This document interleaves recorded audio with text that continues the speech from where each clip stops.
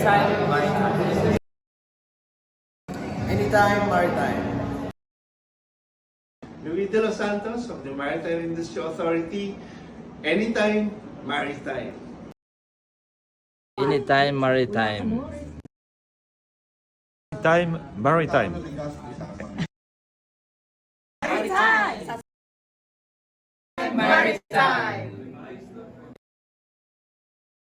Kapaki-pakinabang para sa mga kababayan natin. Partikular sa mga pamilya kung saan ay dito nang gagaling ang kanilang kabuhayan.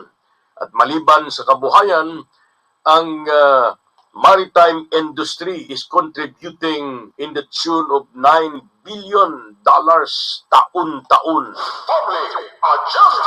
para mabalansi po ang takbo ng ating ekonomiya. Pero nakakatakot itong mga political impasse na nangyayari ngayon. Grabing iskandaluhan, no? Partikular sa mga investigasyon na ginagawa ng ICC. Sabi nga ng iba, totoo ba itong hindi mag-cooperate ang gobyerno natin? Because it appears na parang napayagan na ng ating gobyerno na maglatag ng malawakang investigasyon ang International Criminal Court. In fact, na-interview na nga si Senator Ronald Bato de la Rosa. Tinanong siya ni Karen Davila, ni Miss Karen. Sabi ni Miss Karen, takot ka ba makulong? Sabi niya, hindi hindi ako takot makulong. Pero sabi niya, ang problema, baka doon ako ikulong sa The Hague. Ang The Hague malayo sa Pilipinas. Sabi niya, baka hindi ko makita mga apo ko. Yan ang kinalulungkot ni Senator Bato de la Rosa. Pero si Kuya Robin Hood Padilla, si Senator Robin Padilla, sabi niya, kung ikukulong niyo si Senator Bato, isama niyo na rin ako. Kasi sabi niya, doon sa The Hague, sa abroad, kung saan doon ililitis ang mga akusado before the International Criminal Court, sabi niya, masarap ang pagkain doon. Pabirong sinabi yan ni Senator Kuya Robin Hood Padilla, mga kababayan. Magandang umaga kay Kuya Francis Salonga, isa sa mga outstanding principal sa buong lalawigan ng Palawan, principal ng Pedro Bacquiao Memorial Elementary School dyan sa Barangay 4. Rojas, Palawan, teritoryo ni Ate Kuy, Kapitana Tintin Cayetano Trinidad. Kamusta si Kuya Kukuy dyan? Sa lahat ng mga kuya't ate natin dyan sa Rojas Pangolin Eagles Club, sa Rojas del Pilar Eagles Club at sa mga Lady Eagles natin dyan sa bayan ng Rojas. Pinangungunahan ito ni Ate Rhea Grace Bundal. Ang mga nagagandahang mga ate natin dyan sa Rojas, Palawan, mga kababayan, no? Magkakaroon tayo ng chartering sa darating na March 2, 2024. More or less 3 hanggang 4 ka mga Eagles clubs kasama ang mga Lady Eagles sa darating na Marso 2. Magandang umaga rin po sa mga kakusa natin. Nagpapasalamat tayo in advance sa Iwahig chapter ng mga kakusa natin, no? Sa Philippine Commando, kapatiran at brotherhood ng mga komando, mga kababayan. Nihintay natin na pumasok sa linya natin ang ating mga co-advocate sa Anytime Maritime. Pero kahapon, maraming hindi makabubun kahapon doon sa congressional hearing na nangyari kung saan hitso-diretso na prinangka ng ating mahal na dating gobernador at 2nd District Congressman Jose Chavez Alvarez, ang taga-Paleco. Sabi niya, magsabi kayo ng totoo. Ano ba nangyari? Bla, bla, bla. Kung hindi kayo magsabi ng totoo, aalis ako rito at hindi kami tutulong sa inyo. Kaya maraming namamalakpak kahapon nung umarangkada si Congressman Jose Chavez Alvarez. Malaking bagay, no? Actually, ang prayer ng lahat ng mga konsumidor ng Palawan Electric Cooperative, kasama tayo rito, kanya imagine, halos nagdoble ang bayaran sa kuryente, mga kababayan. Ultimo, mga talipapa, mga karinderya, mga restaurant, lahat ng mga negosyante, nagbabanta ng magsasara ng mga negosyo pag hindi naagapan ito. Ibalang araw, baka magligom dulong tayo rito sa Puerto Princesa at lalawigan ng Palawan. Tamang oras ng Public Agenda Program, 6 minutos na nakalipas sa oras na alas 8 ng umaga.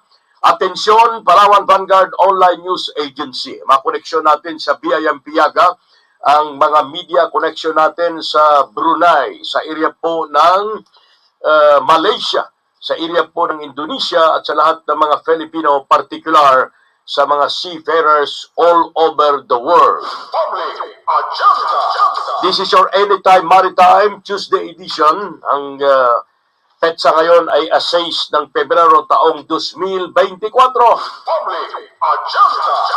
We would like to welcome in the folds of Anytime Maritime sa edisyon ngayong araw sa ating paglilingkod sa sambayan ng Filipino, sa buong Pilipinas at sa buong mundo.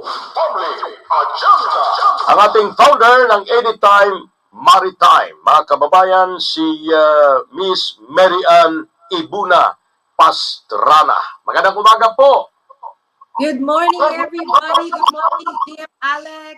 Good morning, Anytime Maritimers. It's another Tuesday, and we're happy to be here for another interesting, intelligent conversations in Anytime Maritime.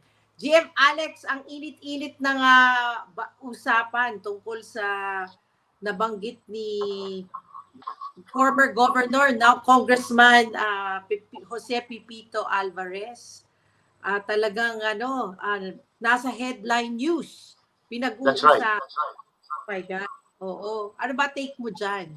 Tama lang ba na talagang straightforward challenge ni Governor Alvarez or Congressman Alvarez ang Paleco? Yes, ma'am. Kasi ang nangyayari ngayon, parang nagkaroon ng lapses on the part of the electric cooperative, which ang take namin dito ay kahit ganun pa man ang nangyari, hindi na ito panahon para magturuan, para magsisihan, to point a finger at each other.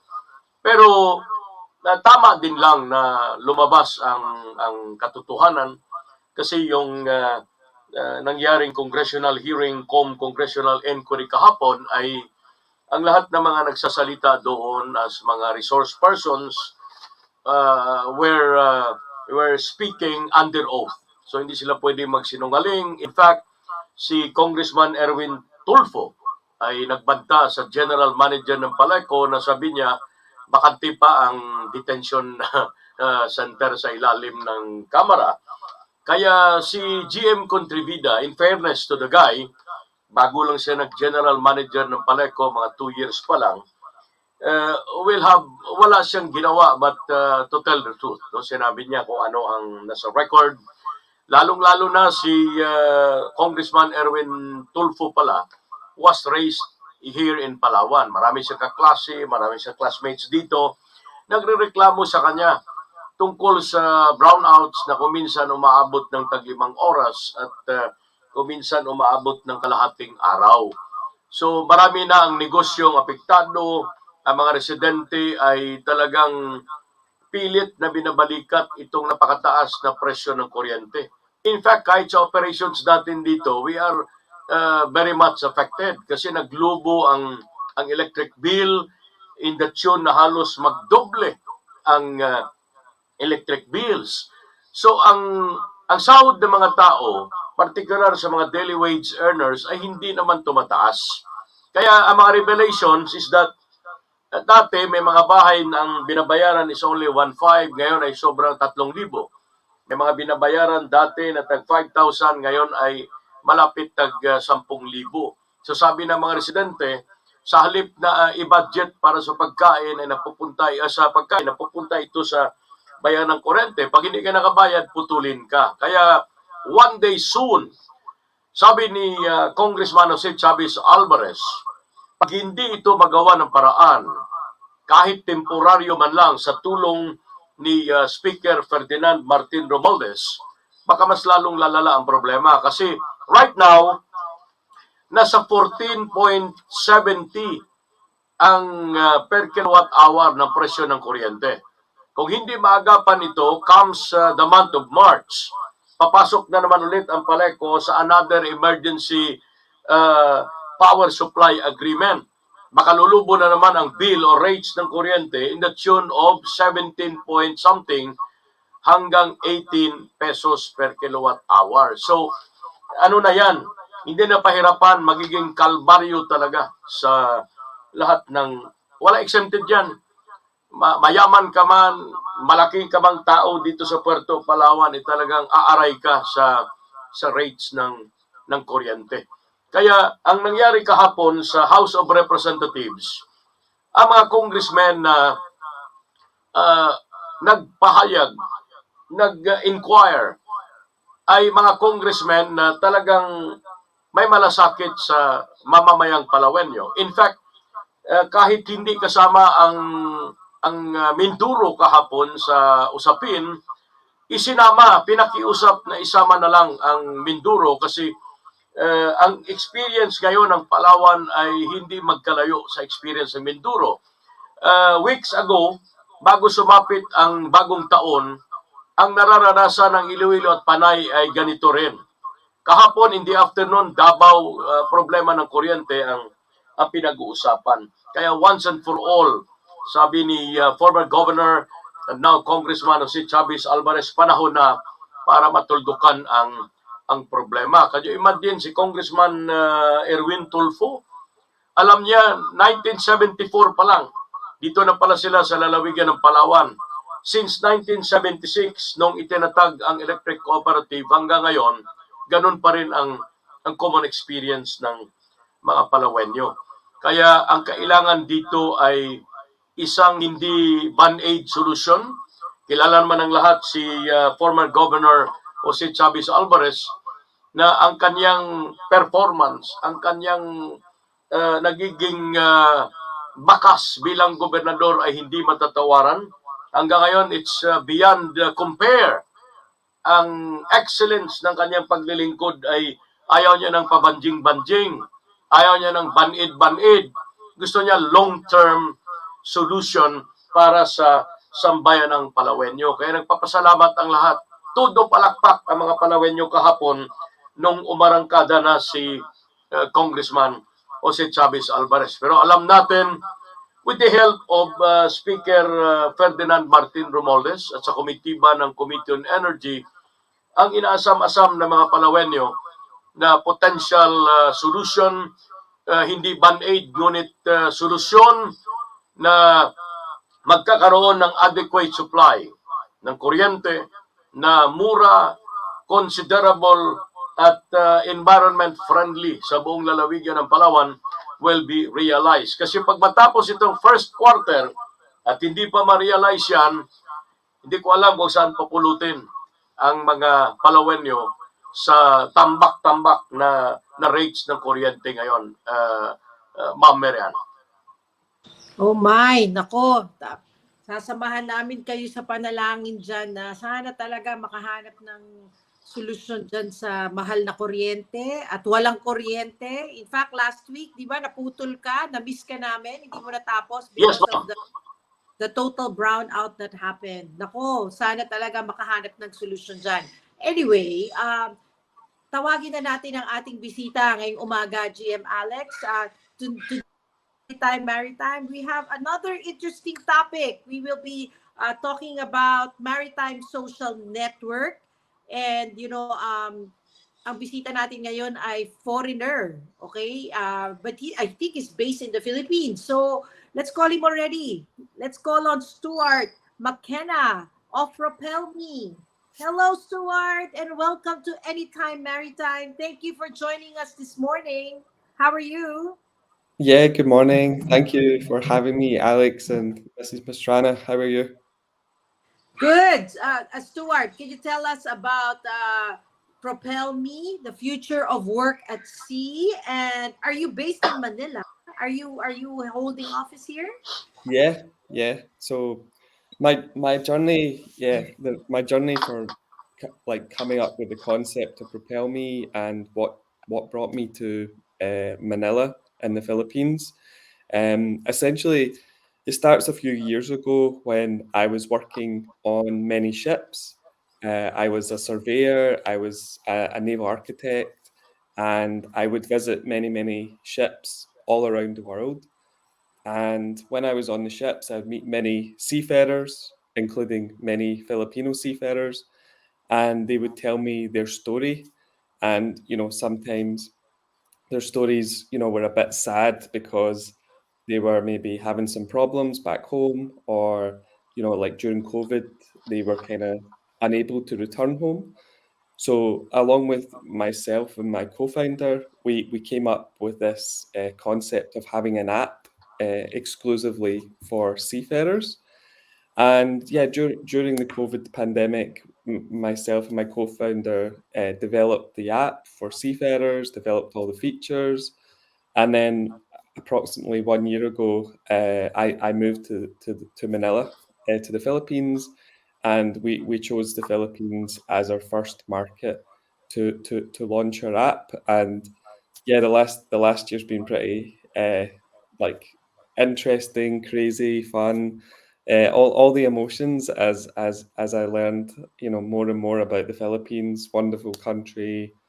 Even one of the highlights was, going on the fast ferry, the fast ferry from Batangas to uh, Mindoro, which was really fun. But yeah, no, essentially, Propel Me is an app for seafarers, and it's meant to be like a digital home where they can go on, look for the latest jobs, have access to benefits and perks, access financial products and other products that match their needs, and keep all their certificates safe, and elevate their status as a seafarer to a professional. How nice. So since you started Propel Me, how many seafarers are already using the app, Stuart? So yeah, excitingly enough, we're currently there's about 75,000 seafarers who have downloaded the app and who are on the platform, which is super exciting. Oh, how nice. And you have a network of companies that actually look for these seafarers. Is that right? Yeah, so basically, on the one hand, we have an app for seafarers, but we've also got some tools for the manning agents as well. And we're working with manning agents here in the Philippines, and what they do is they can post their jobs, they can post the requirements of their jobs, and then our technology helps matches the seafarers to the jobs. So the seafarers can apply for the jobs in a really simple way on the app, and then the manning agents can access those applications, and we have special shortlisting technology that allows them to be shortlisted to save time, which allows them to find the best Okay. candidates. Cool. Stuart, you rode one of our ships, the one you mentioned earlier, Batangas to Calapan, Mindoro. Yeah, So, is Propel Me also for domestic shipping? yeah, like we want people to advertise for domestic shipping as well. Like, obviously it's an important part of the Philippine maritime community. I obviously being a foreigner, I didn't like know about the, everyone had seen Filipinos abroad, but there's so many important jobs inland, in country as well. And I really learned about the important role you guys play as well. If Fast Ferry play in training cadets, right? Like working on those inland ferries is a great way to get experience. It's a great way to boost your profile, your CV. And one of the aims at Propel Me is we want to help support that getting a job inland, but also the transition if they want to get a job internationally as well, which we think is an important link. Oh, nice. Okay, good. That's why I invited our HR team to listen to you today, Stuart. I know, GM Alex, I met Stuart in a maritime conference, and I remember you being tall, right, Yeah. Stuart? Very tall. So, Stuart, wait. I'm sure our watchers right now are wondering if you're single or married. Oh, married. Ah, okay, okay. Bango. Okay, I was, Mika, Emery. Ay, nako. Anyway, anyway, Stuart, GM Alex has sons who are seafarers, right? Okay. GM Alex. So Yes. I'm sure he'll be very much interested to know more about Propel Me. GM, do you have questions for Stuart?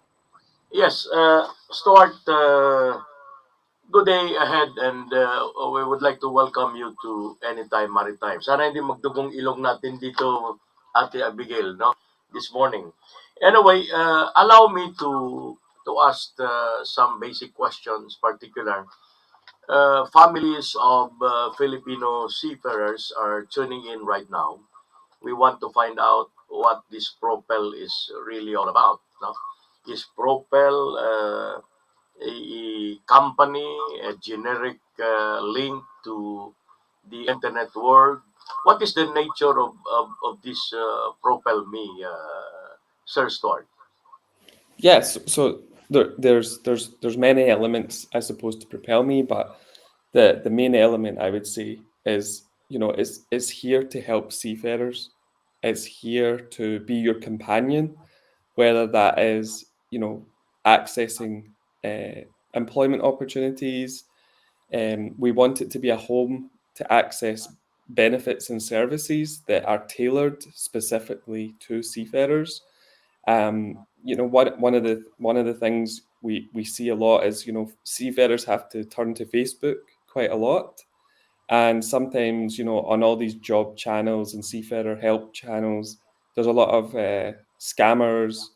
There's a lot of people trying to take advantage of seafarers, because, the seafarers and their families are so trusting, they're so honest, they take things at face value, but sometimes people take advantage of that kindness. And, we just really want to try and help clean that element of the industry up, and also help them with those milestones in their lives, whether that's, training, finding your first job, upgrading your career, and also those financial services and professional services that they need to access. So, we're a young company. Propel Me is a startup, but we have aspirations of being their professional, companion throughout their career, and that is extended also to the seafarers' families as well. Like, we want to be helpful to them as well. Like, we know it's a tough time when the seafarers are away, so, we want to be that support to the families as well, and anything they need. So, that's our vision, for the app, for the seafarers and their families. How do So, you do that, Stuart? Yeah. Sorry, JM Alex. I yes, wanted ma'am. to ask. So how do you do that? How do you provide that support network to the seafarers families through Propel Me? Yeah. So, yes, firstly, yeah, by obviously downloading the app, and obviously, yeah, getting involved in our social channels as well. Like, a good example last year, for the Day of the Seafarer, we had a Seafarer Fiesta. It was a party at the Sofitel. We had about 2,000 seafarers and their families come for the day. They managed to have a party, avail of, the the kind of, we put on, a show, food and drinks, but we also had partners who were offering services to the seafarers as well. So that ranged from, for example, we had Kumu, who are wanting to talk to seafarers, because you can go on Kumu while you're away at sea, to remind you of home, to other companies such as Fortune Life, who are offering life insurance products, and One Puhunan, who are offering ethical microfinance to those in the Philippines as well. So it's about connecting those community and services together, we're like the focal point, the access point. But once you access it through Propelme, we hope that we can guarantee that by accessing it through Propelme, it's the best for the seafarer and has the best intentions for their family as well. So, Stuart, we would like to find out as to the magnitude of Propelme, and it suggests as your tagline down Propelme is future work, meaning to say Propelme itself has its own magnitude. Remember, I think you are familiar how the Facebook started and being realized and became a multi-billion internet, not an app, but I should say domain. How Alibaba started, Amazon, etc., etc. So, are you leading into that kind of direction with an end goal of making Propelme uh, a big, huge magnitude for not only on behalf of people working and benefiting in the maritime industry, but all at the same level, Propelme will definitely propel into something higher in its magnitude. Yeah, well, I think that's an interesting question, Alex. Like, yeah, like for sure, we have grand aspirations, but the odds of a Facebook or an Alibaba are small. So we can only hope that this becomes as big or as famous as those. Like for sure that would be fun. I think the interesting concept that we're trying to address here is the future of work, whether that be at sea or on land, is going through a transitional phase. With the new technologies such as AI, with the new fuel transitions. Like with shipping having to move from carbon-based fuels to zero carbon fuels. I think we're at a kind of turning point for what we call the future of work. So I think there is a space for tools to help redefine that and to help those involved within that. And look, a good example is for the Filipino seafarers now. There's a big retraining exercise that has to happen. Like going to work on a ship today is going to change tomorrow, and I think within the next 5 years, it's going to look very different as we start using LNG, methanol fuels, as we see all the new electronics and even AI technology enter that domain. So I think the kind of interesting space in the market, the kind of Facebook or Alibaba vision is, we see that journey to the future of work being different, and we want to be in that kind of space to help those people come in the journey with us. Very exciting, Stuart, because a brief review of your networking appears that you are offering a multi approach, career development, training, access to potential and enhanced job opportunities, the access to social media, not only technical but including emotional aspects. So, how do you do that? For example, do you have manpower to take good care of, for example, seafarers who are encountering technical problem, encountering emotional and multicultural issues? So how do we uh, perform the multi approach based on the review which I've got from Propelme as not only networking of a simple job, but this is a huge, if not Herculean task, Sir Stuart. Yeah, no, that's a really good question as well. Like, for sure, as a company, as an aim, we want to help in many of those challenges. At the start, we're a small company, so we're more like the gateway, as I said, to enabling those kind of things to happen as well. So one of our one of our strategies is we're trying to partner up with as many organizations and companies as possible to offer those services or to signpost access to those services. So, a good example is, ISWAN, the international charity. Like, we're just in the process of becoming a member of ISWAN, and we hope to integrate their services into our app as well, so that the seafarers can easily find those great services as well. And Iswan's a good example of, they have their helpline, and their helpline super useful for Filipinos and their families in the case of emergencies, but also for general everyday information as well. So while Propelme, like, we want to help with everything we can, there's some things obviously we can't help with. So, we want to partner with as many organizations, and that includes, like Anytime Maritime as well. Like, Yeah. you're an important voice within the industry, and I think it's super important we have forums such as this, that we discuss the issues of seafarers, especially in the Philippines. One of the examples I'd like to bring up here is, like, just now in the Western world, we're talking about the Red Sea crisis.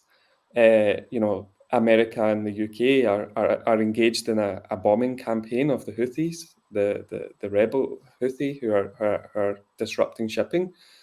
But at no point does anyone ask, okay, how does the Filipino seafarer feel who has to go and transit the Red Sea? How does the 17 Filipino seafarers who are currently, I think they're still hostage. They're still trapped, and people never really think about the stories behind the seafarers. Like, it's for a Filipino seafarer to go to the Red Sea just now. It's a greater risk than any other seafarer, or most seafarers, because they have a lot less chance of being rescued than say a UK seafarer, or or a European. So I think it's important we have forums like this, and it's important that Propelme is a vehicle for people to have their voice, to talk about the good things about being a seafarer, but also talking about the bad things as well that ultimately face in that role.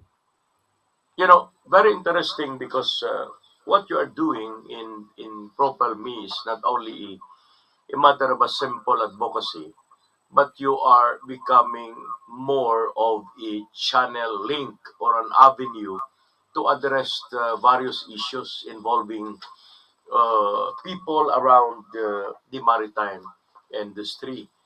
But sometimes, like Anytime Maritime, we can only do that, not perfectly, but we can only say that we are into that system of realization once we get recognition from sectors involving, for example, since we are talking here about maritime industry, it appears that Propelme has already established linkages.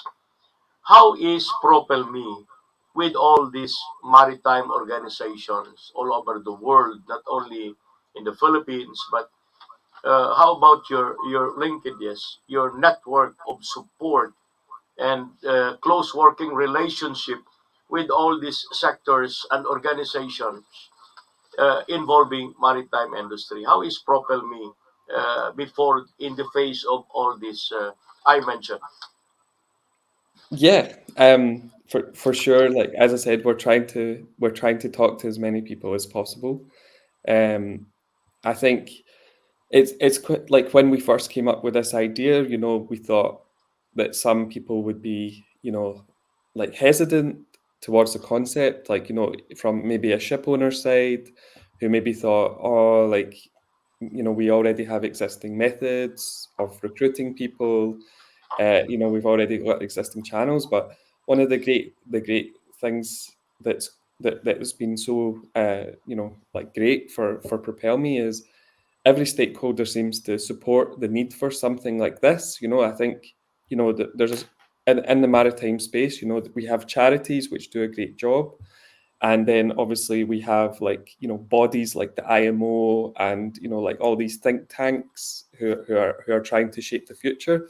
But there's not really a professional body, like, or there's not many professional bodies in the middle who are representing like the professional class of seafarer in all these issues. So, you know, like, you know, we're not a union or a charity for sure. So we're just kind of like a space like LinkedIn, maybe, is the closest example, where, you know, you can have your professional profile, you can have your professional pride, and you can discuss these important issues in the correct manner. And we want, when we say issues, discuss those issues, like, we want seafarers to be talking about, obviously, like, global issues, but we want to talk about the issues of being a professional as well, continued professional development, you know, taking their careers and skill sets to the next level, but also preparing themselves for a career after sea, investments after sea, life after sea, and their families, right? I mean,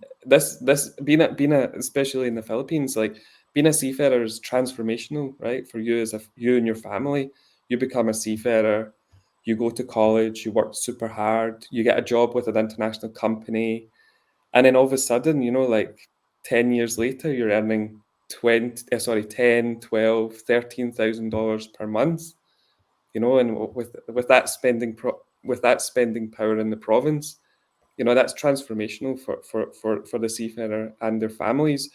But with that transformation, we need to help educate them what to do, right? Because they've not been taught that, you know, like the maritime schools in Philippines, you know, I've been to some great maritime schools. They're teaching them great stuff. I went to PMMA. I go to Ames a lot, like, great schools, but sometimes maybe we're not teaching them about financial issues. We're not teaching them about the things that are required to equip you once you have money, right?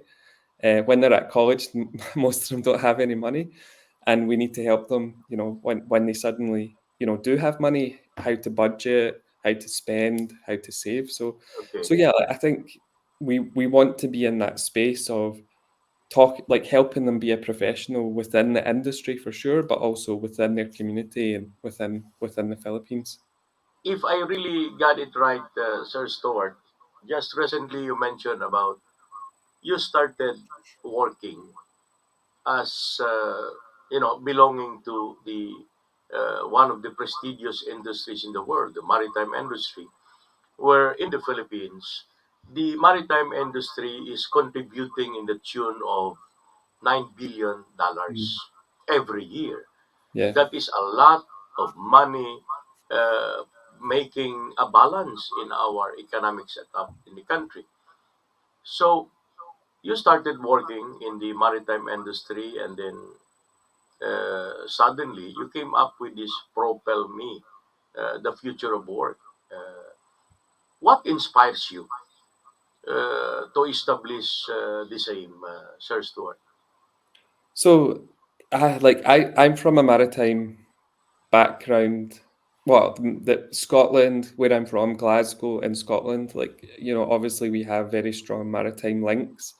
So, you know, like, my home city used to be one of, like, 120 years ago, used to be like the largest shipbuilder in the world.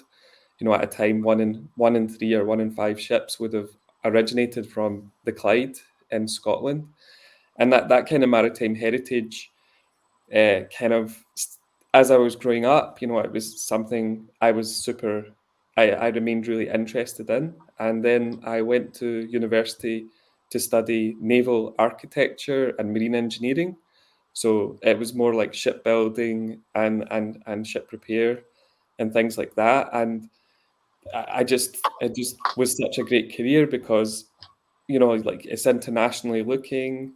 You know, you have many specialities you can go into. At the time, you know, I could have went to oil and gas in Aberdeen. I could have went to become a seafarer on board a ship. But I actually chose to remain in research, and my specialist topic was ship recycling. So like the end of life of a ship. So like I would visit Turkey, I would visit Bangladesh, and see all these crazy things within the maritime industry. And I think it's all those lived experiences coming from a maritime background, really getting involved in the full life cycle of the maritime. And then the job I had before I established Propelme was we were doing retrofits on ships and surveys. So I was visiting many ships. So as I said, it was those experiences that really stuck in my mind, that like we need something to help seafarers. And I don't mean help them in a charity way. It was like they need help supporting them, like professionally, like they're elevating themselves. So we need to help elevate their careers. And yeah, it was through those meetings on the Mhm. vessels that really Stuart, inspired me. it appears to me that uh, as Propel Me evolves in your networking, advocacy, whatever it is, I sense that you became more interested and concerned about the people in the maritime industry, particularly in our country. Are you married to a Filipina? No, no, no. Oh, okay. So how do you assess the maritime industry of the Philippines? How do you view the way we continuously partake or evolve as an industry compared to the other leading maritime industries, especially coming from your country or compared to your country? How do you size up the maritime industry in the Philippines? Yeah, so I moved to the Philippines 1 year ago, and the learning journey, learning about the Philippines and the industry here was like super interesting, super engaging. But even before that, like having met so many Filipino seafarers, and also there's already a link between Scotland and Manila through the manning agencies. So a lot of the manning agents were offices in Glasgow. So they would come a lot to the Philippines, like V ships, V Group, the headquarters in Glasgow. They came here. There's other companies. So we'd always heard stories from people within the industry in manning who'd been to Manila and and telling us about the industry there. And also we also had some advisors from the Philippines as well, and when we established Propelme. So during COVID, like before we could even travel to the Philippines, we were having calls with our advisors, and they were telling us all about the industry here.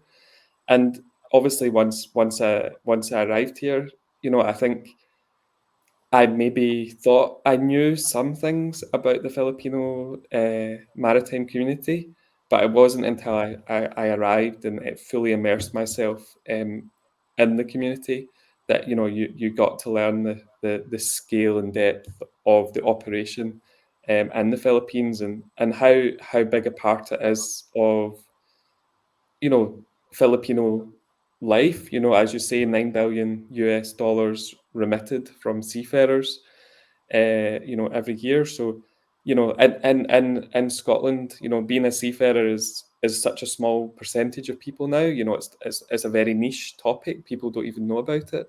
But in the Philippines,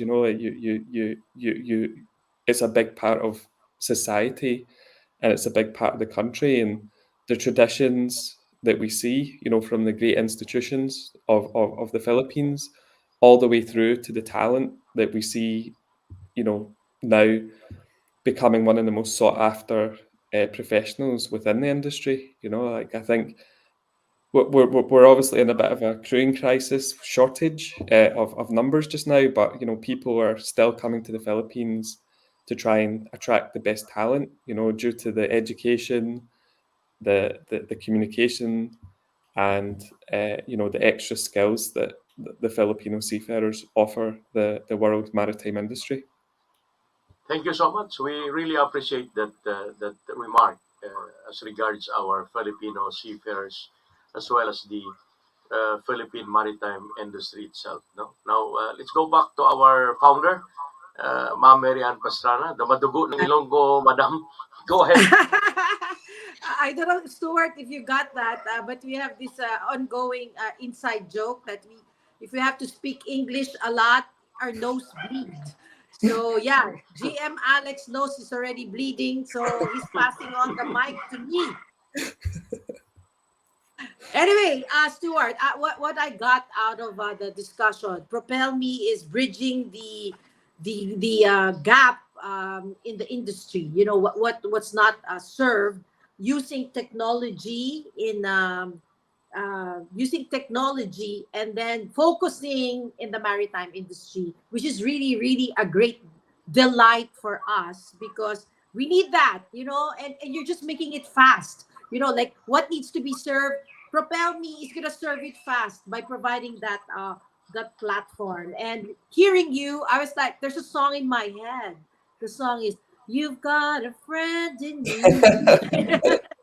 You've got a friend in me. So okay, Propel Me is like a friend for seafarers, for manning agencies, maybe for ship owners like me, because then you are providing that network and support group. Because healthier seafarers would mean a healthy maritime industry, and that is really great. And you kind of said it's like you're the link in, but focused on maritime. And of course, Yeah. you said about Glasgow, Scotland. So I would say, did you finish in University of Strathclyde? Yeah, Oh correct. my God! Oh my! GM Alex, I work closely with the professors in Strathclyde because we were part of a research. They got us in a research called Safe Mode, Hmm. and we had to visit Strathclyde, and they're actually offering me to take my PhD studies in Strathclyde.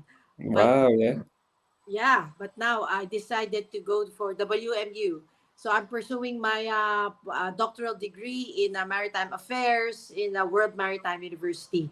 Well, just the same, it's still the maritime industry. And oh my God, thank God that there's an app called Propel Me helping. So can you tell us, and we have heard from the questions you answered, how you got into this and how you see the need and you are feeling a gap in the industry. So and again, one of the questions I have for you is like, okay, how do you see us working together? How do you see Anytime Maritime working with you? And you kind of answered that already in your answer that yes, we can work together. We can be inside your Propel Me app and have that community of um, maritime industry stakeholders so that we can be closer as maritime industry professionals and players. So where do you see Propel Me going, like maybe in the next 5 years, 10 5 years. years? Yeah. Yeah, well, yeah, in the initial short term, I for sure we'd like to get as many seafarers in the Philippines and their families signed up to the app. We'd like to, broaden our service offering as well. Like so, like any service that a seafarer and their family needs, we want to either have a partner that we can offer that with, or if we can do it ourselves, we want to do it ourselves as well. I think for the actual maritime industry, whether that be the manning agents in the Philippines or the ship owners, in Singapore or Europe, we want to be a solution, right, for the shortage in skilled crew. Like I think everyone is now super worried about being able to provide manpower to make sure the world's economy keeps on going.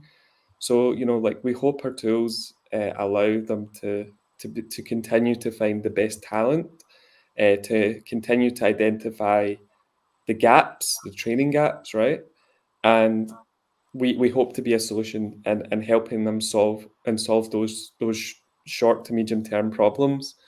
Longer term, like I think the Propel Me concept can maybe be rolled out to other areas of skill shortage.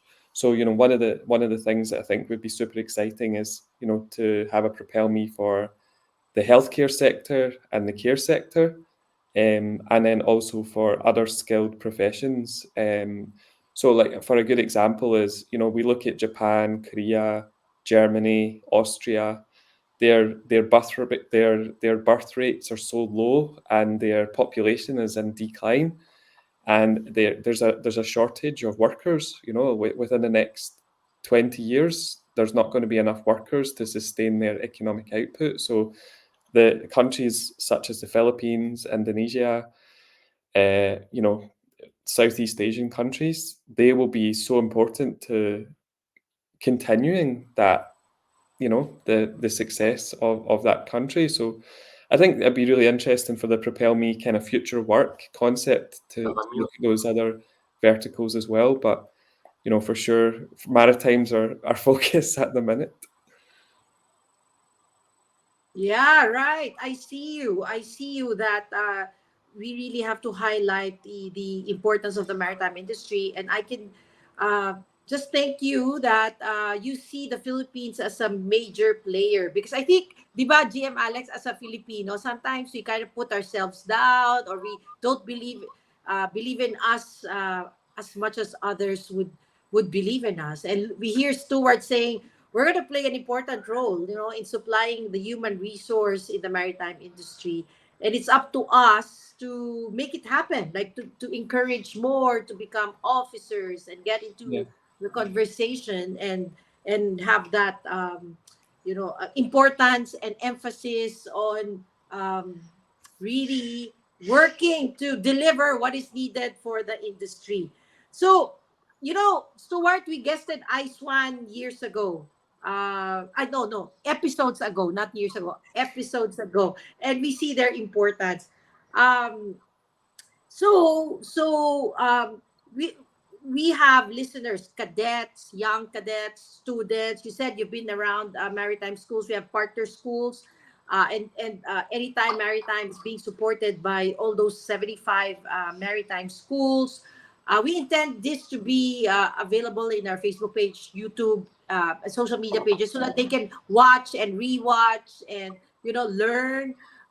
So if you are advising young students, maritime students in the Philippines, cadets, or maybe even local government units, what would be your what would you tell them so that we can help in the vision of Propel Me in the next 3 years, 5 years, 10 years down the road? Yeah, no, it's like I think it's an interesting question, and I think the most important thing is to listen to the young generation. I think this is an interesting time for, as I said, it's a transition time in generations. Like the Gen Zs are now starting to enter the maritime workplace, and I know like Ivan Guzman. I don't know. Do you know Ivan Guzman? Like he's the like TikTok seafarer influencer, and I had the pleasure of spending some time with him before he left at Crew Connect. I was working with him at Crew Connect, and I was just asking him, like what's your aspiration of being a seafarer? But he's also an influencer as well, and he was super passionate about being a seafarer. He's really proud of being a seafarer. He's excited about being a seafarer. But my like what I thought like was how does our industry stay compatible with his lifestyle? As a seafarer and as a youngster who's an influencer and engaged in social media. And I think that's what the global industry has to ask itself. Like, is the current offering of being a seafarer compatible with the younger generation? And I Uh, think, Start in addition to Ma'am Marian's question. A while ago, you mentioned about Filipino seafarers as a manpower are the most sought after talented, resilient, among other things, which Filipino seafarers are mostly considered globally.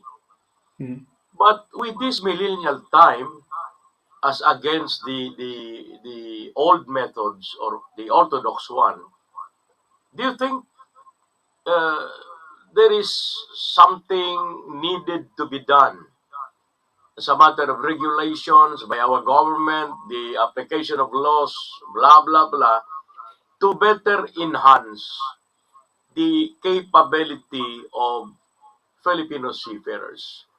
What do you think? Things to be done or needs to be done both by the institution who offered maritime learnings as well as government who regulates the same. So what do you think? What is your sense about it? Yeah, no, I think firstly, like, I think the institutions, pardon me, and the government here, I think the feeling I got or get is they do a lot for the seafarers to the best that they can under sometimes challenging circumstances. And I think that the solution to this problem is not really solvable just within the Philippines. It has to be an industry-wide solution due to the nature of the maritime industry.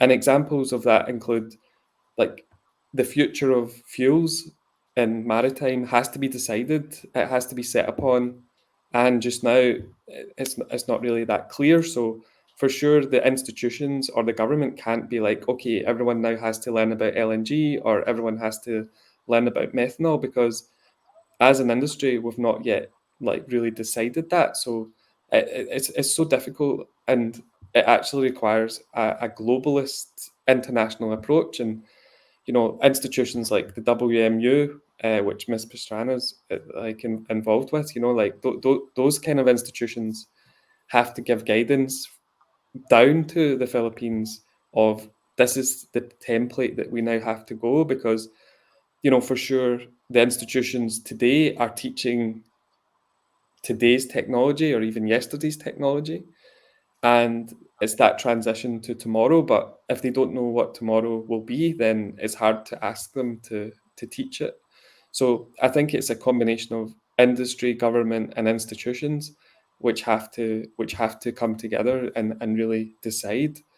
Because I mean, a good example as well is like seafarers will need to retrain. Current seafarers will need to retrain as well, and like they need guidance now on what that should be.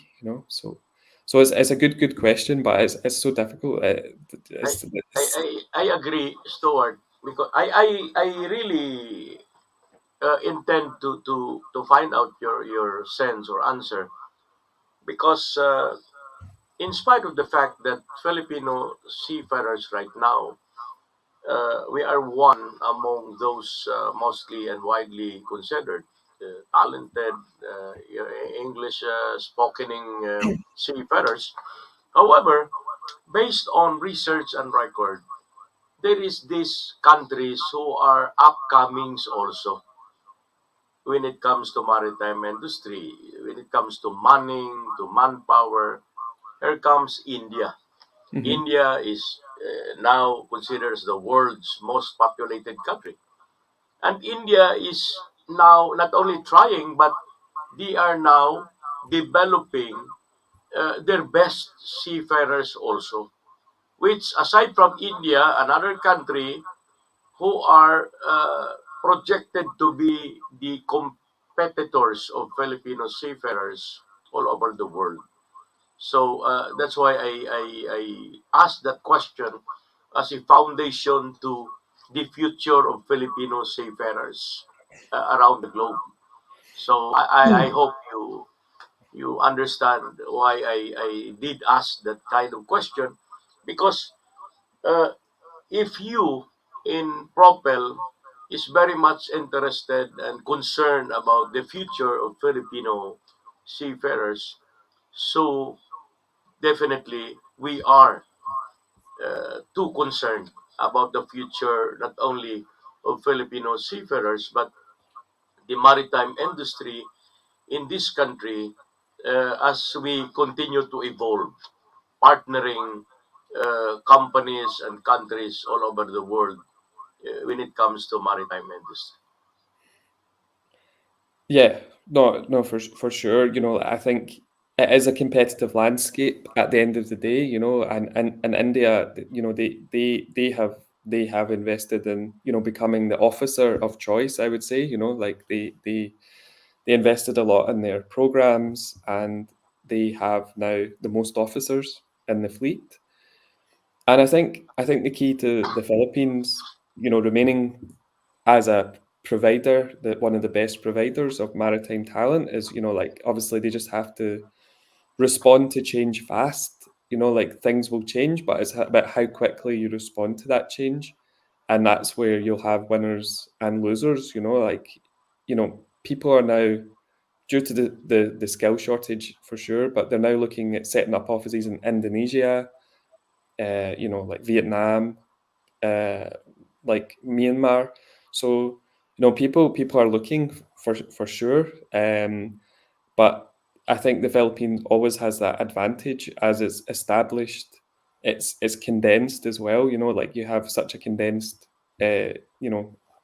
pool of seafarer talent here that I think companies will want to come back time and time again to work with the Filipino mining companies and institutions here. And I think you look in certainly Manila, like look at the companies who have invested a lot of money in infrastructure, on training centers, on simulators. I think that's testament to them seeing the future, for the long time, and Filipino seafarers.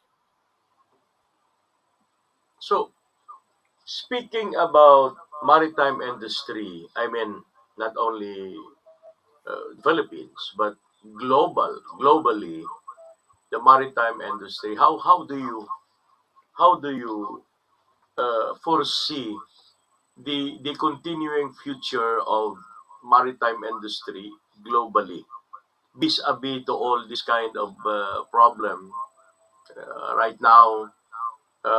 There is this seems like an impending war between global giants. I think you can easily imagine who these global giants are right now. With this continuing war between Russia and Ukraine, with the impending squabbles in the Middle East, and most of all, these I term global giants. So, how do you foresee the future of maritime industry globally? Yeah, well, I think like it. Yeah, that's quite a hard question, but I do not want you to predict, of course, but we are talking here about the realism. no, I think it's like it's unsettled waters. Excuse the pun, but it's unsettled, right? So you have to prepare for the worst, I would say. So whether that's like a crewing crisis, or if you can't get enough talent, if that's like instability and war, I think you have to take a more cautious approach and spread your risk. So I think what the Ukraine crisis showed was you can't have all your eggs in the one basket, right? People who crewed their, some people, we talk to owners and they're like, oh, we had all Ukrainian crew, all Ukrainian officers, because that's just where they had their, training centers and stuff like that. Like I think that kind of mindset now is like, you need to spread your risk, and you need to be cautious, and you need to plan for the worst case scenario. And it's almost like the maritime industry was caught up in the perfect storm of a skills crisis, as in a technology change crisis, and obviously geopolitical crisis as well. And one of the scariest things, I think, I thought during the initial Ukraine crisis, but also now we're seeing with the Houthi Red Sea crisis, is for someone to disrupt, it doesn't actually take that much money or effort anymore. Like I was reading somewhere the other day that before to do what's happening in the Red Sea, you would have to have a navy, right? You'd have to have a naval presence on the Red Sea to be able to cause this like drama. But with the technology they have now of cheap drones and just like the kamikaze drones and all this technology, the bad guys don't actually have to have that much before they can cause an international crisis. So it could be that the future is these kind of mini crises as you sail past a country become more and more prevalent. So yeah, I think it's, as you say, like there's the global players, but then there's also the localized players that suddenly become global players because their impact on shipping, basically takes down the whole chain. Thank you for that answer. You know, I as much as agree. possible, we Yeah. would like to secure the future of the world as against this ill will. We call it ill will Yeah. or bad faith or non considerable agenda of these global giants. But anyway, I would like to return the floor to our founder, Ma'am Mary Ann Yeah. Pastrana. So, Stuart, I get it that we are facing global issues, and therefore it must be approached, with a global mindset. And yes, I think it's a good reminder for our young maritime students, leaders, that we should be thinking about this, thinking about our risks, and having a plan, to address all these risks. And you mentioned all the countries that we are. Yeah, competing with GM Alex and our competitors. So you said India would be the officer of choice, and then of course we have Indonesia, Vietnam, and Myanmar. And I think we should take a look at what they're doing, and learn from it so that we can respond to all these changes confronting us in the competitive landscape. That's really interesting and a good reminder for us. So anyway, I think we have come to the point where we will have to ask the questions, because some of our listeners wonder how come we didn't get to ask their questions. And I know I got a Okay. message that we have a lot of questions already. So Mika, can you flash our questions and let the participation begin. Oh, hi. So from Emmy, good morning, GM and Boss Mary Ann. Hello, Emmy. Good Morning. morning. Morning. Mabuhay from Shalom Antonio. Hey, Mabuhay. mabuhay. Oh, you know that sign, Company right? naman. Mabuhay. Yes, Eddie. Mabuhay. You know that. Long live. Okay, hello, of course. Carmela, Manila Times, Fast Maritime. Russell, GM, in our training arm, is here, heading about 1,200 cadets in our system. Hey, JP Mission. Oh, I like that picture. Such a warrior picture, JP Mission. Good morning. Reno Bolivar. Hi, Stuart. Ooh, you have friends, follower friends right here, Stuart. Yeah, Yay. Thank you. Reno. Hi, Reno. Oh, I Iba-advise get. mo kay Okay, we have a nabigyan question. From si Antonio ano ba? Leo Sala. Then Gen Z are computer savvy and they like to go in seafaring. However, their lifestyle does not fit them. They want more going out and enjoying the fruit of their work. Gen Z. What can you say about this, Stuart? Yeah, no, I mean, I think like their norm is different for sure. Like I think like it's interesting. Like living in Philippines, like people are so passionate about social media. I think it has one of the highest on-screen minutes in the Philippines, which is really interesting. And I think you see that in the everyday life. Social media is such an important part of people's lives, and I think with the young generation, they've grown up with it since they're children. So they now just expect an extension of that once they go on the vessel, and sometimes that's not the case, which can be a big culture shock. But luckily, we're now seeing more internet, more Wi-Fi with the various services, this Starlink, I think is really going to change the game. And I think you'll see ship owners address the Gen Z wants. They'll have the Netflix, on in the cabins, and I think they'll have more communication tools to help them stay in touch, and hopefully adjust to their new way of using technology. I agree with you. I remember my son, my third son, but well, he's old now. He's working for New York City Ferries. But yeah, I remember when he experiences slow internet, he's acting like there's withdrawal syndrome. Like, the internet is so slow, and I had to say, when we grew up, that we had no internet, so I don't know why you're acting like that. Like like it's a matter of life and death. But you're right. Gen Z people are like that, and I'm glad that now the industry is adopting. And yes, you're right. Starlink is a game changer. We're also doing that in FastCat, so that people can watch entertainment on their phones because we're providing that link. It's on one of the test phase right now, and hopefully that solves a big problem in our industry. Yeah. When passengers say, "Oh, we want internet. How come you don't have internet?" or you don't want to disrupt them working while traveling? Make them more productive. Okay, next question, Mika, please. What are the most popular features of the app among seafarers, and how do they contribute to their well-being and career development? From Carmela Villar of Manila Times. I think you answered it before, but maybe just emphasize on Yeah, the highlights. Yes, please.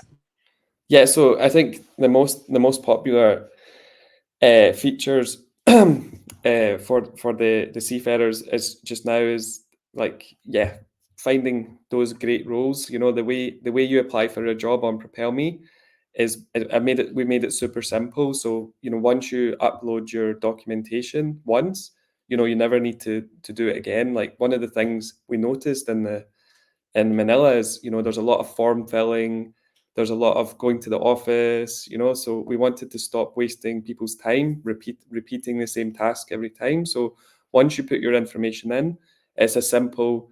Some people say it's like Tinder, but I've never used that app myself, But you swipe right to apply or swipe left to say no, and it's a very simple one touch apply, and then that goes to the manning agent, and the algorithm shortlists, and then it lets you know as well. So if you've been successful, it'll tell you you've moved to the next stage, and then it'll let you know as well if you've not been successful, because sometimes the manning agents have so many applications and emails, they don't get the time to respond, and sometimes that's frustrating if you just don't hear back from anyone. So I think that's the first feature we're focused on, because it's one of the most important, finding a job, and we're trying to bring it into a new modern way. And it also includes knowing what you're going to get on board, right? When you choose a place to work, you look at the facilities, and you look at, does it have internet, etc., etc. And currently, if you go on Facebook to find a job, you just see the rank, the wage, and the ship type. But within our job application card, you see, oh, it has basketball, it has karaoke. We try to make it like TripAdvisor to give a little bit more information to the candidate. Wow, how cool is that? I can actually sense our human resource crewing department people jumping up and down and saying, "Yeah, Eureka! You have a solution for us, Stuart! Yay! That's so nice. And that's so cool." Uh, I'm sure they're gonna sign up already. I'm just curious. So when we download in our phones the app, so do we pay? Is there a payment for it? For seafarers, it's free for seafarers. So, like, the seafarer is never charged. So the seafarer goes on there, accesses all these features, and there's a small charge for the manning agent. Oh, cool. How cool is that? Okay. I'm sure you're going to get a lot of downloads after this episode of Thank Anytime, Maritime. Okay, next question, Mika, please. From Reno Bolivar, Propelme will revolutionize the industry soon. Meet up, Stuart, and Smart Maritime Network Singapore. Oy, sir, pa-meet up naman tayo. Join us naman in Anytime Maritime. I'd be happy to host you. Summer in Alabang, and GM Alex is in Palawan. In case you are in Palawan, Puerto Princesa, please do give him a call. Reno and Stuart, I'm sure GM Alex will be happy to host you in Palawan. And he's the head of this association of Beep Iaga. So that's Brunei, Indonesia, Malaysia, Philippines. So, okay. I'm being a grandma here. My grandchild is here beside me. Okay, next question, please. And Yaya, there's Yaya. Okay. Stuart, you have kids? How many kids do you have? 1 2-year-old. Oh, I have a grandchild like that. Okay, next question, Mika. The world composed of only 20% land, 80% water, hence maritime transport of goods is needed. Exactly, GM Alex. And we're creating a billion conversation here in Anytime Maritime. Okay, India's number one in officer, and as they follow the British system. You will see Indian captain at the age of 24. With our present system in the Philippines, we are not able to do that. Okay, Stuart, we have a problem to solve. Okay. Houston, we have a problem. GM Tony, Leo Sala, we have to help solve this. In fact, what we're doing is, you know, I'm going to bring the local government, some local government heads of Mindoro together with PTC, bringing them to a maritime high school model in Pampanga so that Mm. maritime high school education can be started in the islands, and then we can take it from there. Yeah. Maybe it's a baby step, but we have to get there and we have to start somewhere. GM Tony, you have to help us solve that, sir. Okay, next question, Mika. Stuart, join us as we go to the islands. I'm going to the Yeah. island on Friday. I have Russian guests. Please join us if you can. I will have Mika text you. Okay. We're gonna ride fast cat and enjoy the countryside. Please join us, Mr. Reno, if you're available too. This is a personal invitation. Join us in Mindoro and enjoy the countryside. Okay, Mika, questions, please.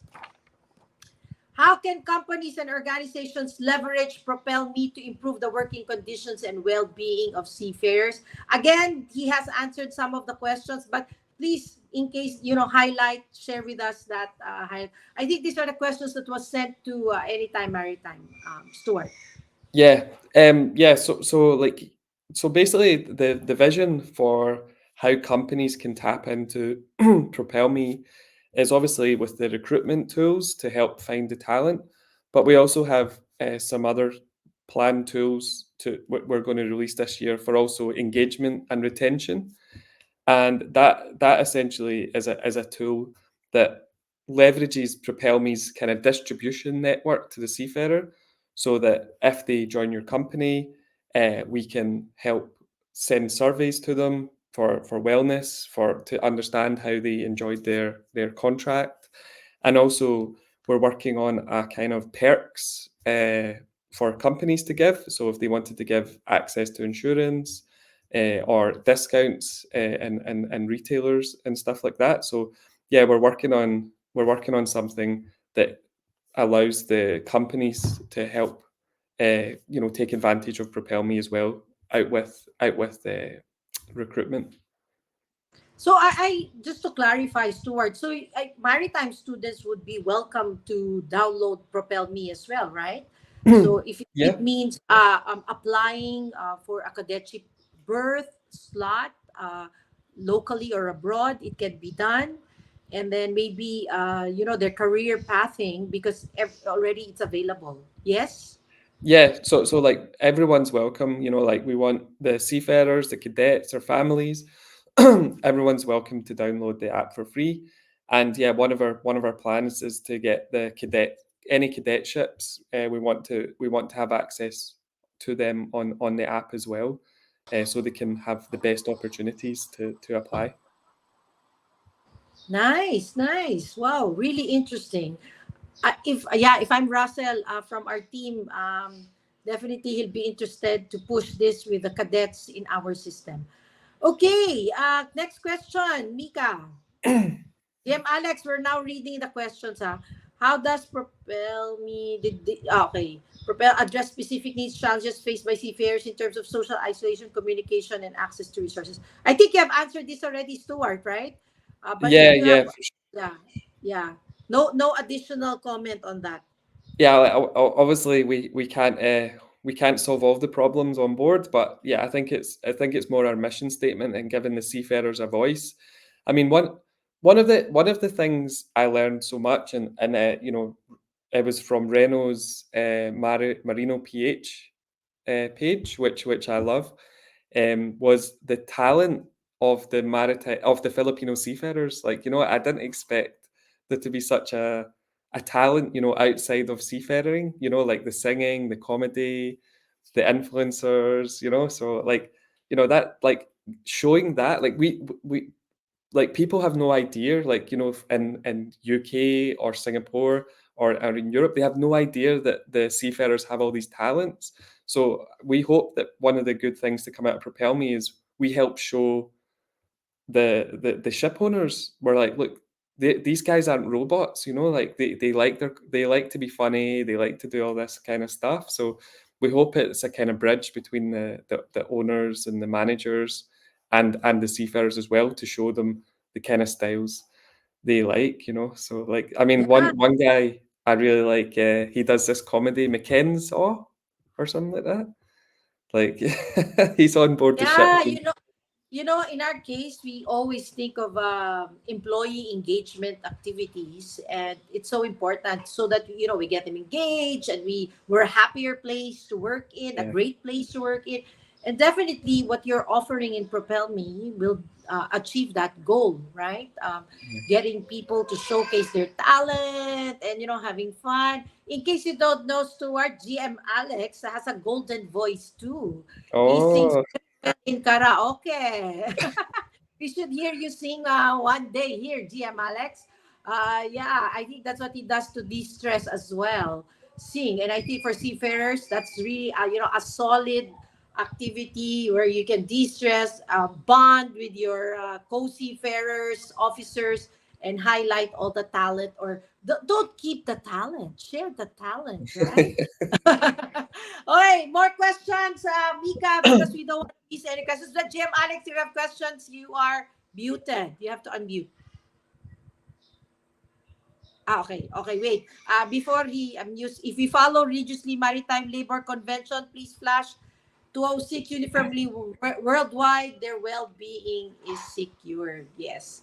Si Sir Tony Leosala is very process-oriented. He teaches XDNV, now the GM of FastCat. So he's very, very process, memorizes all those elements in ISM. So if we follow Maritime Labor Convention, we are in a safe world. Okay, we want to get there. That's the ideal situation, and that's where we want to go, right? Yeah. Okay, next question, Mika. Flash it, please. GM Alex, muted ka. Kanina pa niya gusto magsalita. He's been wanting to speak, but I think GM, you're muted. Again, technology challenge, Stuart. GM Alex, you're muted. Hindi niya tayo narinig. Mika, may question ka pa ba? Okay. Yeah, okay, Ano good. control? Yes. Okay, go. Yeah. GM, we can hear Okay. you now. Okay, go. Start in an extreme situation like crisis occurred with like what is happening now in the Middle East, where 17 Filipino seafarers are still being hostage. Now, what would be the participation of Propel in this crisis situation? Can Propel do something about it also? Not only in matters of connectivity, but can you do something about it as advocator of the future of our seafarers in an extreme situation like this? How would you come in an extreme crisis like this? yeah. So like in a crisis situation, for sure, like there's organizations who are better equipped to deal with the immediate crisis. You know, as I said, there's ISWAN who have their helpline, which is great. You know, I think that's really good. Sailor Society have set up a helpline, especially for the Red Sea. So there's some existing resources that, you know, those are the default resources. But what I would say is, what we're trying to do with Propelme is kind of give the voice to the seafarer, right? And a good example is I was at an event, and I was talking to a cadet, and he was just ready to be deployed, and I said, "Oh, are you worried about the Red Sea crisis?" And he turned to me and looked at me and was like, "Sir, I've been out of communication since January." Like, he had no phone since January. I was like, "Oh, no, that's like," I felt so bad, like, because you know, like, I was like, okay, you know, like, Although it's I know that situations like this must not only should but must be carefully and sensitively handled yeah, by the government, because when it comes to this extreme situation, government should really play a vital role in order to address the situation.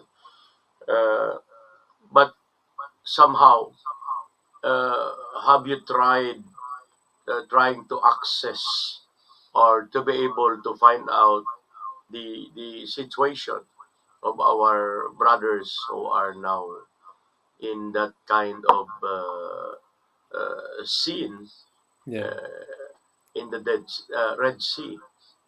So at least we found out that Propelme is not only concerned about the future of the seafarers and the maritime industry, but crises like this should yeah, be taken into serious account, not only consideration.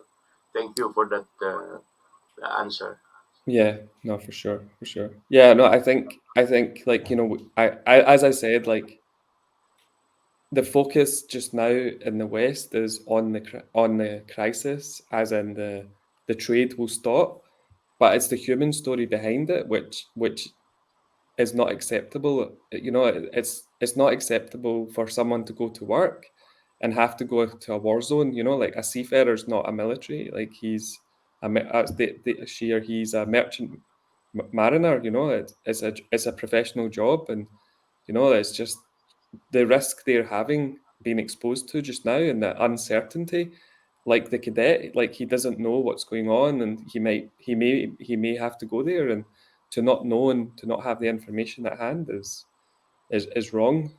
So, you know, I think we have to give the seafarer, especially from the Philippines, the voice. You know, to be like, it's not acceptable. You know, to put them at harm, as I pointed out, the Filipino seafarers at greater harm, uh, potentially, than other nationalities, right? So we're now talking about current events and yeah, that Red Sea thing. Do you see an end to this soon, or do you think this is going to be dragging? Well, yeah. Well, just your personal take on this. Yeah, just, I mean, I think the geopolitical scene is so interlinked. Obviously, they say it's linked with the Israel Gaza crisis. You know, the no one really knows what the end game will be there. As I said, the most worrying thing is how much damage these people, the Houthi rebels, are doing to world trade, and, you know, potentially to the lives of seafarers, with some very basic equipment. You know, so I think it's a warning for the future that, you know, it doesn't take a navy anymore to cause chaos. It just takes some drones with explosives and some rudimentary technology, and, you know, like, you have a problem on your hands. So yeah, it's not a good sign, I don't think. Oh my. Such a stressful situation for the world, no? A few people can really damage us big time. How sad. Yeah, Well, we hope if to find an end. Anyway, okay, I'm curious, Stuart. So, creating the app and people using it, what would be the most memorable success story that you have witnessed in using Propel Me? Because I know I have a lot in FastCat, in modernizing and connecting the Philippine Islands. I have a lot of really exciting, valuable, precious moments, when customers come to me and say, "Oh, we love FastCat," or they Yeah, memorize the seat number and they talk about they saw dolphins and along the sail, or they didn't feel the waves at all. They felt comfortable. These are little things that I value so much, that makes me say it's so worth it. Even if it's difficult, even if we have a lot of challenges every day, it's so worth it. This is a yeah. mission, and I see the purpose why I am in this industry, and that's how I have come to love the maritime industry. So, for you, Stuart, any success stories that you can share with us that made you realize that, okay, it's worth my time, it's worth me moving to the Philippines and raising my family here? Can you share those stories with us? Yeah, obviously the first person who got a job on the like who successfully got matched was a nice touch, like to show the technology was working, and that it was a valid concept. But yeah, I think the most exciting moment was when we had our grand fiesta for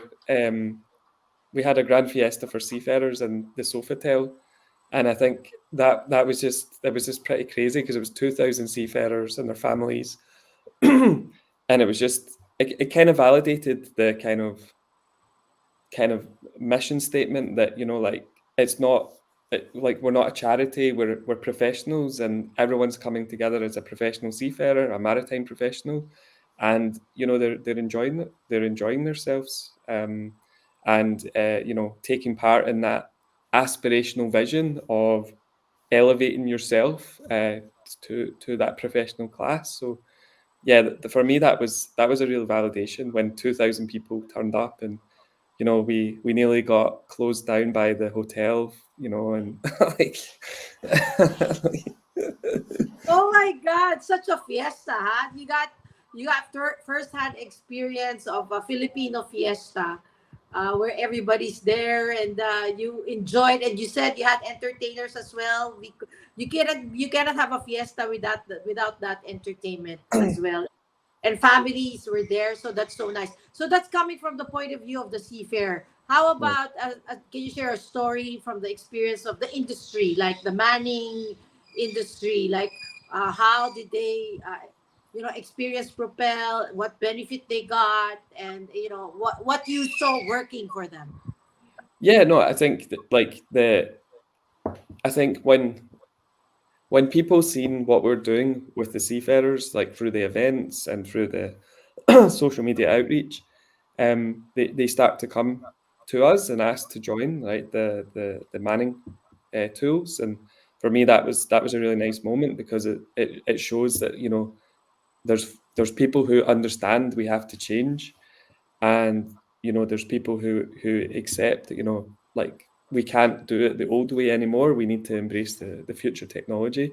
So when one manning agent joined us and they managed to get their first hire through our system, like that was quite special for the company, and it obviously helped them as well. They were pleased they found someone with LNG experience, so they say they saved a lot of time and money. So that's one of the things we're passionate about as well, like helping the manning agents elevate their operation as well. I think they play an important role within the industry, and it's a hard job. It's a hard job, but they're required. They're the face to face, they're the human interaction of ensuring that you get the best people. And what we want is, we don't want them checking documents. We don't want them doing all these manual repetitive things.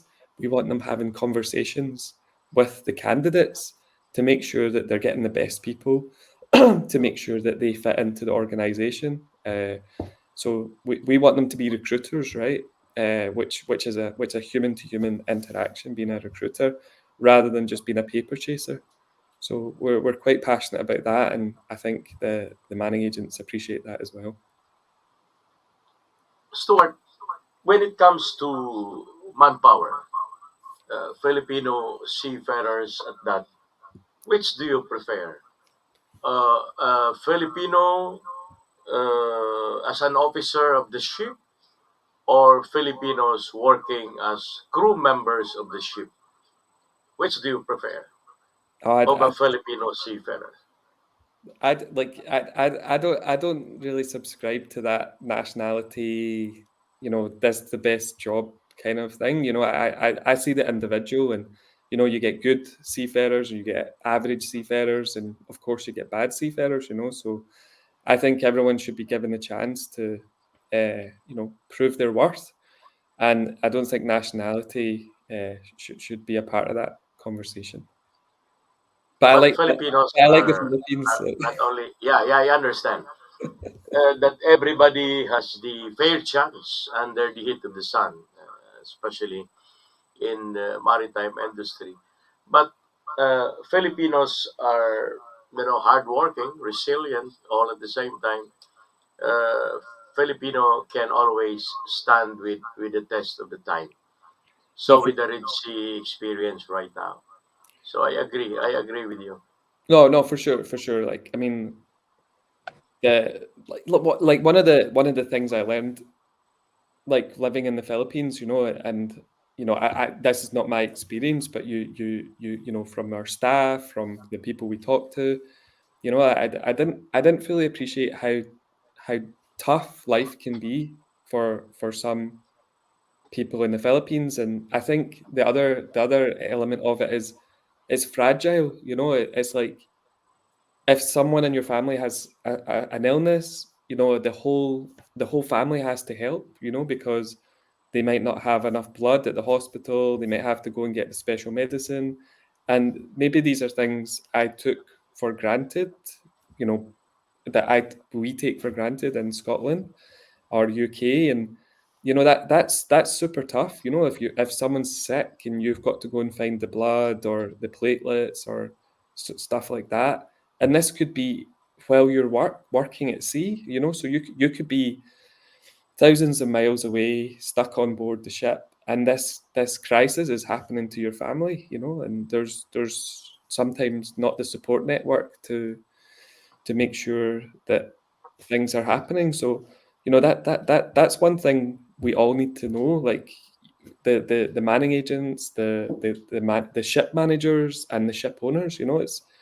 It's tough, and it's even tougher sometimes for the Philippines seafarers. But obviously, with that toughness, you get a resilience, right? You can bounce back, and you have that determination and keep on going attitude. And it's that was one of the things I learned the most in my first As, year. aside from maritime industry, I'm going to ask you a personal question. Aside from the industry, one of the leading industries in this country, uh, what makes you became attracted to the Philippines aside from the maritime industry? Because I feel you love our country. So what makes you being attracted to the Philippines? Yeah, Not just Filipinas, of course. just the people, right? When I was on board the vessels, the Filipino crew were the most friendly to me. Like I remember one ship I was doing a very hard job. I was in the engine room. I was sweating. Like I was just totally like working 2 days solid straight, and I came out the engine room like super warm, and the Filipino crew had cooked me like a special dinner.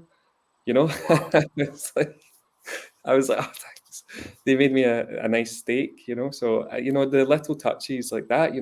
Like the warmest and most friendly crew were the Filipinos. So I think that's a reputation worldwide that precedes Filipinos in general, like friendly, outgoing, happy.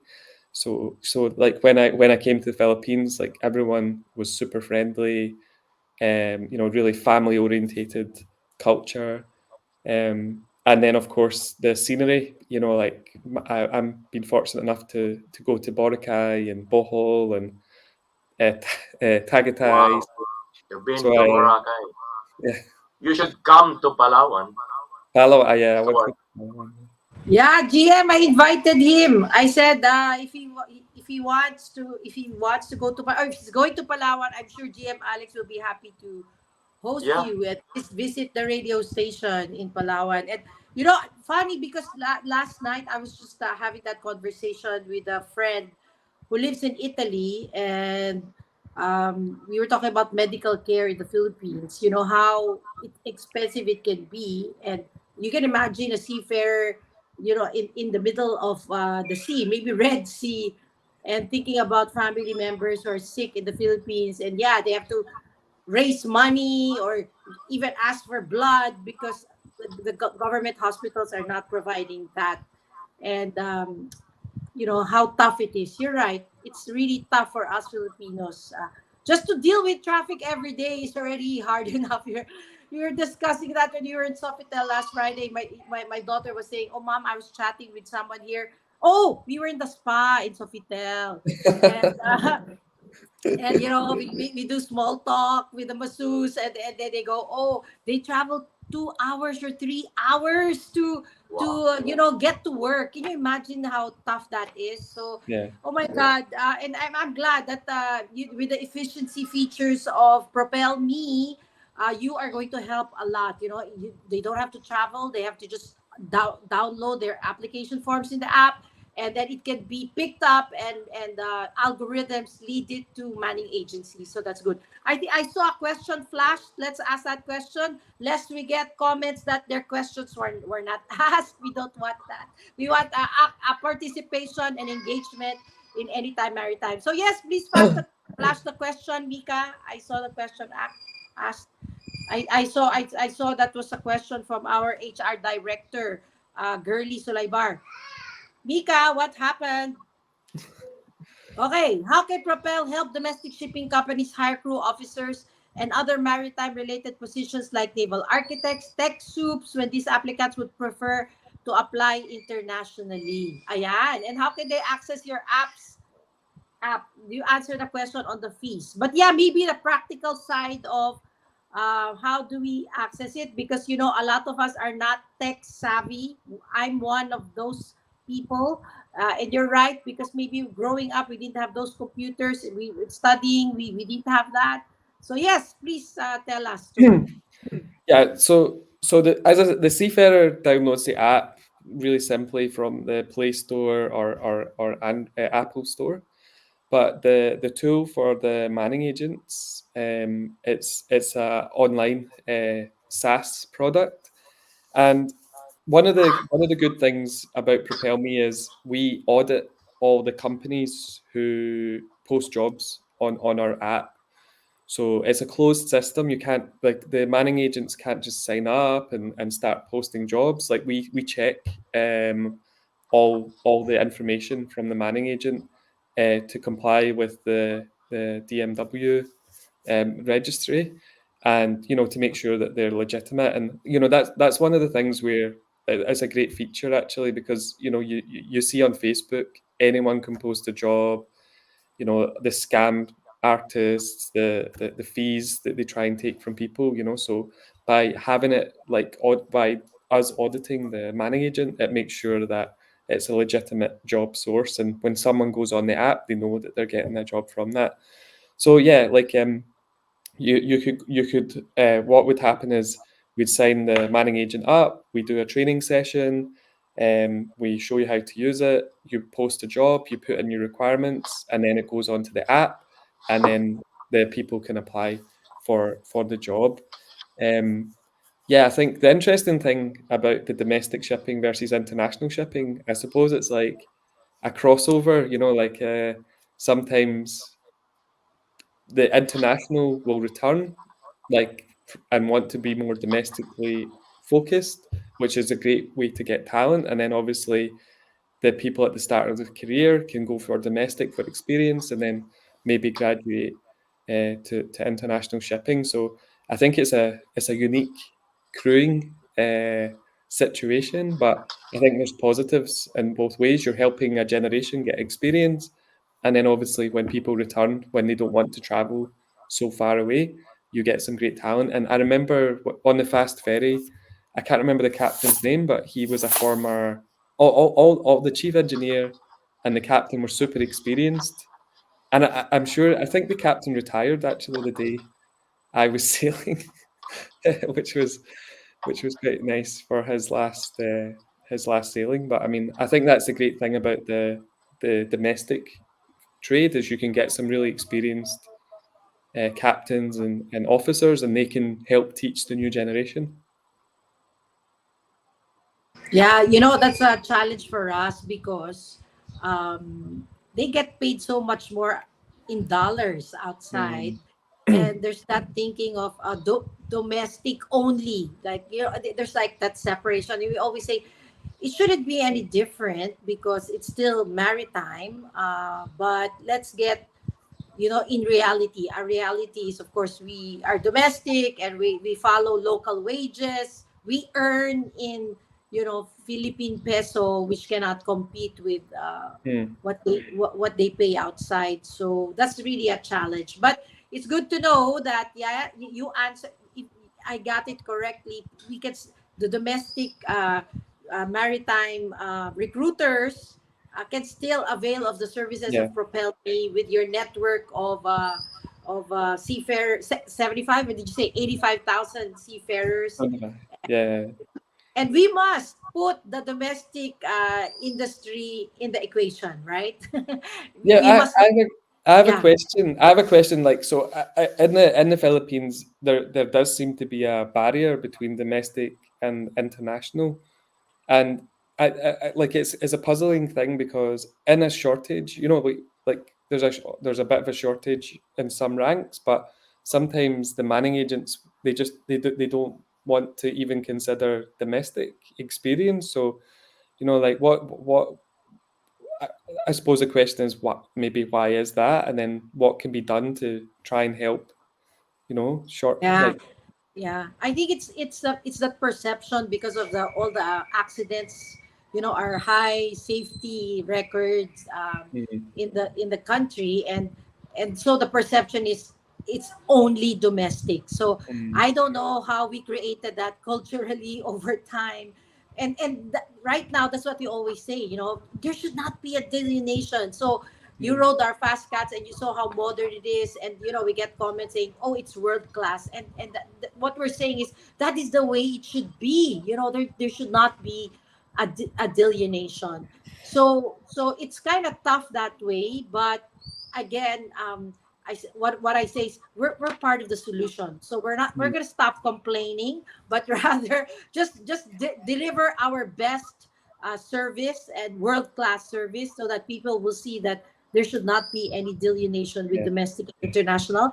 And yes, given the fact that our reality is they get paid so much more outside, then what can we do as a solution? And so, to answer your question on what solution, well, now we're tapping, involving the academe and partnering with them and say, okay, we must create, that strong pipeline of maritime workers. And hmm so how do we make that happen? How do we make that strong?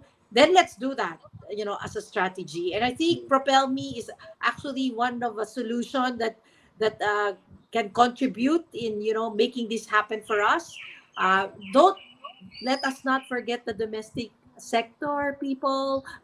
Put it in the equation. So when I was in the Crew Connect conference, GM November in Sofitel, and I'm there, my husband was actually asking, what are you doing there? Like, what are you doing in Crew Connect? And we're in the domestic. And I go, I'm solving a problem here. And whenever I network and talk to the global hirers manning agency, I go, okay, where do we put the domestic here? Please put the domestic industry in the equation. Do not forget us. Do not sidestep. Do not for them. So anyway, I hope I answered your question, Stuart.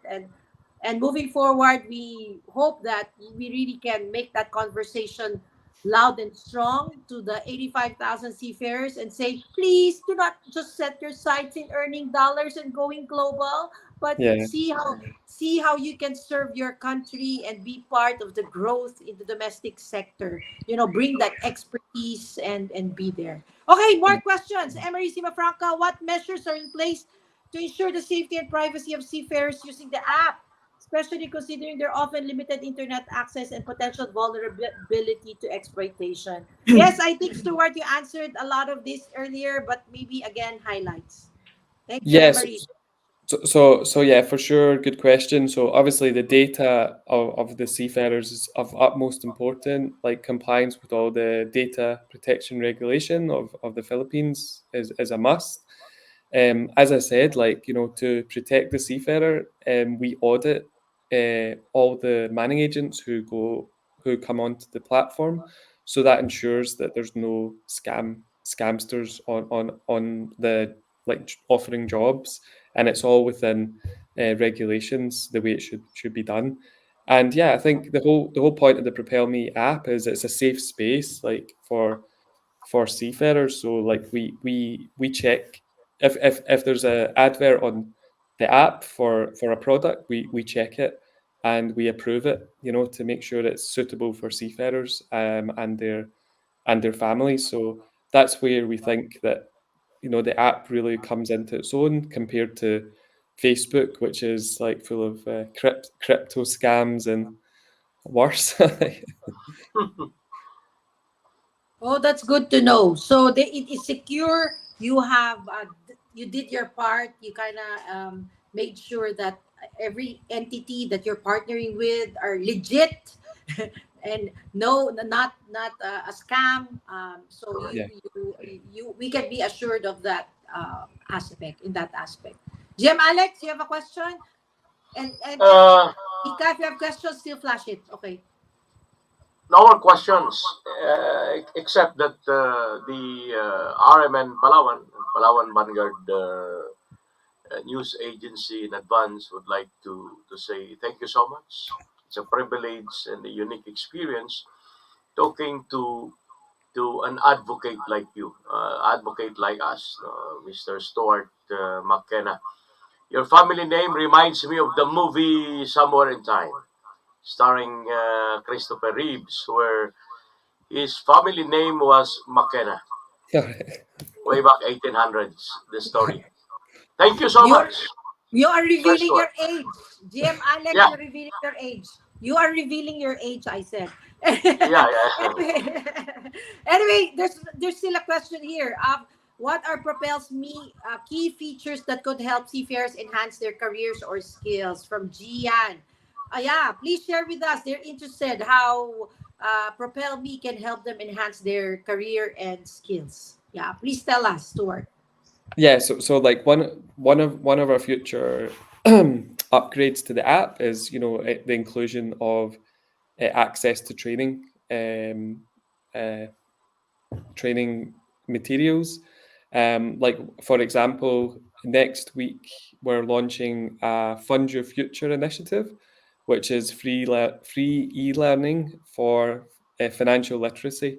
So one of the things we noticed is most of the questions from Filipino seafarers are they get into financial difficulty, and they need a little bit of help. So the Fund Your Future initiative is a free e-learning course which helps you learn how to budget, save, learn the jargon on credit products, credit history, credit file, all those kind of concepts. So that's one of our focus areas for this year is helping seafarers manage their finances better, and like I think it's quite a big issue, a hidden issue, I would say, and we hope to bring it out into the forefront and have a discussion on it. So yeah, like that's one of our plans, and we hope to add more features as we go on.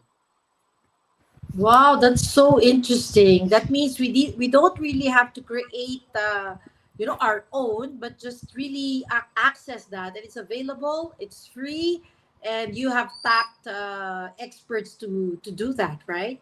Yeah, So yes. yeah, yeah. So Stuart, maybe I can ask. So if you have that bigger vision of what areas to tap, and what industries do you feel need to be on board to help our industry, knowing the data that you have from the seafarers who actually use Propelme already? So what's the question, sorry? So, what industries would need the support? So in our case, banks. When I talked to them, like Development Bank of the Philippines, we met with them, and I said, you know what, you have to support us.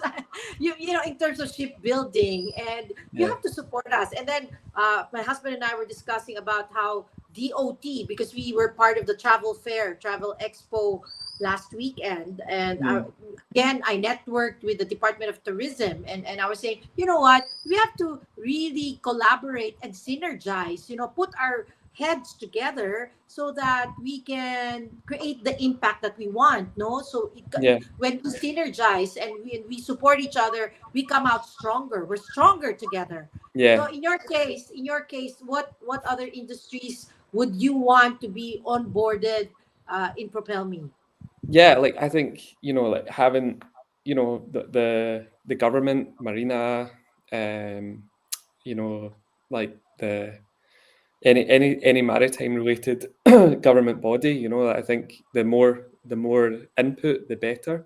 As I said, the solutions to the problems are interconnected, and that's the same within the Philippines, like even domestically, like we need to connect the shipbuilding with the domestic, with the international, and with the manning agents. I think it's sometimes hard to see how it's separated so much, but it's actually like the blue economy, I suppose they call it. And it's very much interconnected. So the more input we have with the authorities, with the training institutions, with the networking groups, ALMA, FAME, all those important bodies. Um, I think what we're offering is there's something for everyone, and we want to learn something from everyone as well. So it's a give to get situation, I think. We're aligned, Stuart. We have the same goal, and yes, I agree. We will think, if we think win-win, in this maritime industry, we come out stronger, and we impact. So it's not putting one against the other, No. creating new things, but really synergizing and working together. Oh my God, time flies. It's already 1:58. We have 2 minutes. Thank you, Stuart, for your time this morning, and thank you for Thank joining you. us in Anytime Maritime. I'm just so excited to download Propel Me. As soon as I turn my back here, I will be downloading. Although I am not a seafarer, but I'll find out on how I can do that. Jim, Alex, thank you so much for your time. Thank Closing you so words. much. Yeah, closing Thank you. words. Walang bawang. Thank you. Thank you, Stuart. Thank you very much. Thank you. Have a very nice day. This is Anytime Maritime. Thank you, everybody. Bye Bye. bye. Tamang oras natin, mga kababayan,